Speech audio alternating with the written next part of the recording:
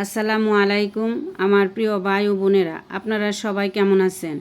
আশা করি সবাই ভালো আছেন। প্রতিদিনের মতো আজও একটি নতুন ভিডিও নিয়ে আপনাদের সামনে হাজির হলাম। এই যে ইলিশ মাছ ভাজি করে নিতেছি। তো ইলিশ মাছ ভাজিটা দেখা আপনারা বুঝতে পারতেছেন যে আমার মাছটা কত বড়। প্রতিদিন ভাবি যে একটা বড় ইলিশ আনবো, একটা বড় ইলিশ আনবো। বাজারে গেলে আর বড় ইলিশ আনতে সাহস পাই না।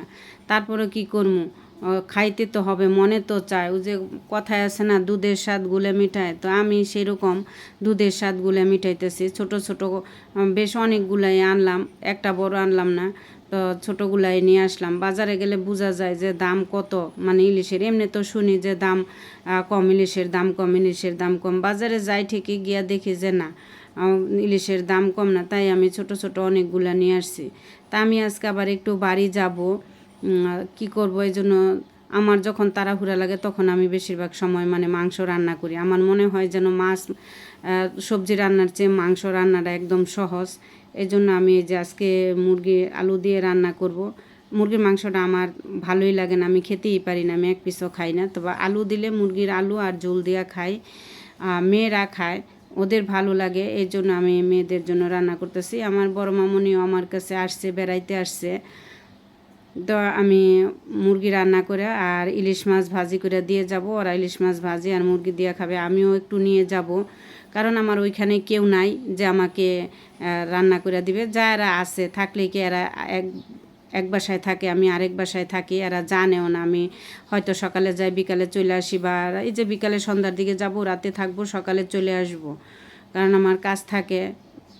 তা আমি আজকে যাব, আমি আমার ছাদটা একদম নোংরা হয়ে রয়েছে, ওগুলো আমি একটু পরিষ্কার করব। আর কিছু ভাড়াটিয়াদের টাকাগুলো নিয়ে আসবো। এরাও বলতেছে যে 1 তারিখ হয়ে গেছে, আমাদের ভাড়াগুলো নিয়ে যান।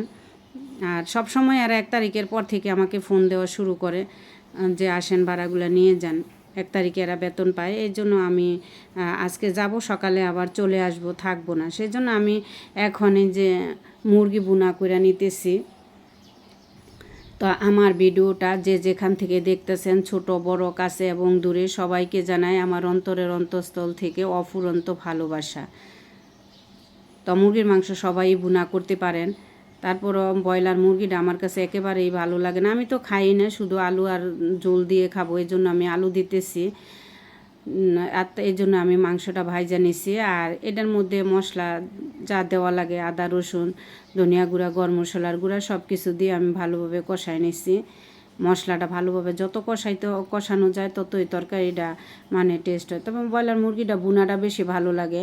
তো আমি যেহেতু মাংসটা খাই না, আবার এক জায়গায় যাব, আমি বাড়ি যাব, সেই জন্য আমি একটু আলু দিলাম। আর যদি আমি বাসায় থাকতাম তাহলে আমি আলু দিতাম না, শুধু কষাই করতাম। ওরাও মানে ঝোলটা পছন্দ করে না, কষা পছন্দ করে। তা এই জন্য আমি আবার একটু ঝোল দিয়ে নিলাম। তো আমার ভিডিওটা দেখতে দেখতে এই পর্যন্ত যারা চলে আসছেন, প্লিজ আপনাদের কাছে ছোট একটা রিকোয়েস্ট, প্রতিদিনের মতো আমার ভিডিওটাতে একটা লাইক দিয়ে আমার ভিডিওটা দেখতে থাকুন। আর দেখতে দেখতে যদি আমার ভিডিওটা কোনো অংশে ভালো লেগে যায়, তাহলে সাবস্ক্রাইব করে পাশে থাকা বেল আইকনটা অন করে দিবেন। তাহলে ভিডিও ছাড়া মাত্রই আপনার কাছে পৌঁছায় যাবে। তারপরে এই যে তাল আনছে, তালটা আমি জাল দিয়ে নিতেছি।